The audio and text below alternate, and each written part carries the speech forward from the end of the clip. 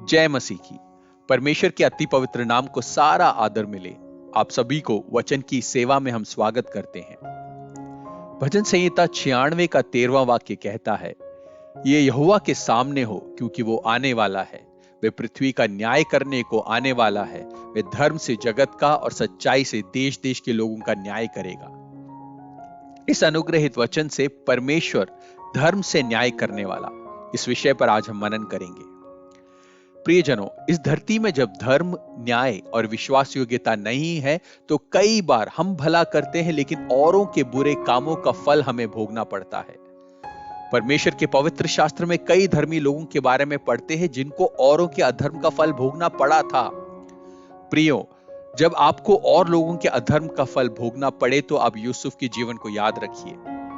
उस पर पोतीफर की बीवी ने गलत इल्जाम लगाया और उस इल्जाम को साबित करने के लिए यूसुफ के कपड़े को उसने जबरन अपने पास रख लिया। यूसुफ को कितना दुख हुआ होगा, लेकिन यूसुफ ने परमेश्वर के ऊपर अपना पूरा भरोसा रखा। यीशु मसीह के बारे में भी हम ऐसा ही देखते हैं। वे बड़े चिन्हों और चमत्कारों को करते हैं, पर यहूदी पुरोहित यह कह देते हैं कि यह शैतान की ताकत से कर रहा है, और यह भी कहते हैं कि यह सब रोमी सरकार के खिलाफ षड्यंत्र है।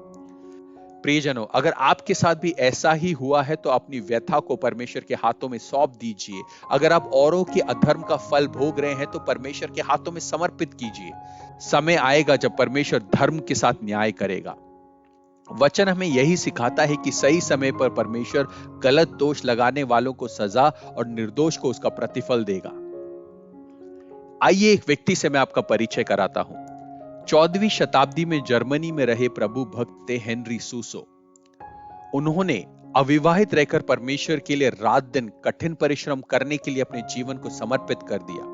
वे एक विश्वास योग्य जीवन जी रहे थे। ऐसे में एक दिन एक अपरिचित स्त्री उनके दरवाजे पर आई और उनके हाथ में एक बच्चा फेंक कर चली गई और भागते हुए कहा, ये संभाल अपने पाप के फल को। हेनरी सूसो कुछ समझ नहीं पाए। उनको नहीं पता कि वो क्या करें।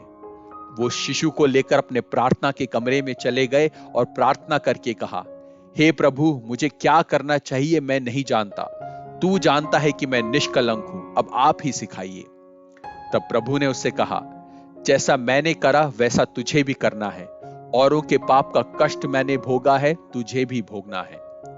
हेनरी सूसो समझ गए कि उन्होंने पाप नहीं किया, पर उस स्त्री के पाप का फल भोगने के लिए परमेश्वर ने हेनरी को चुना है। पूरे शहर में यह बात आग की तरह फैल गई कि सन्यासी का रूप धारण करने वाला हेनरी सूसो एक कपटी सन्यासी है। हेनरी सूसो ने अपने ऊपर लगने वाले हर एक आरोप को प्रभु की कृपा के द्वारा सह लिया। कुछ भी उन्होंने पलट कर नहीं कहा। इसलिए इन सब के बीच में भी उन्होंने परमेश्वर के सुख और शांति को बहुतायत से अनुभव किया। उन्होंने उस बच्चे को खुद के बच्चे के समान पाला और पोसा। हेनरी सूसो ने उसको बड़ा किया। एक बार भी उन्होंने यह साबित करने की कोशिश नहीं करी कि वो निरपराधी है। ऐसे ही चुपचाप उस शहर में वो प्रभु की सेवा करते रहे। कई साल गुजर गए। एक दिन वो स्त्री वापस उस शहर में आई और उनका मन भारी होने के कारण उन्होंने शहर में बोला कि मैंने जो हेनरी सूसो के खिलाफ कहा था वो गलत था। मैंने उस व्यक्ति के ऊपर गलत इल्जाम लगाया है। वो व्यक्ति निर्दोष है, उन्होंने कोई गलत काम नहीं किया।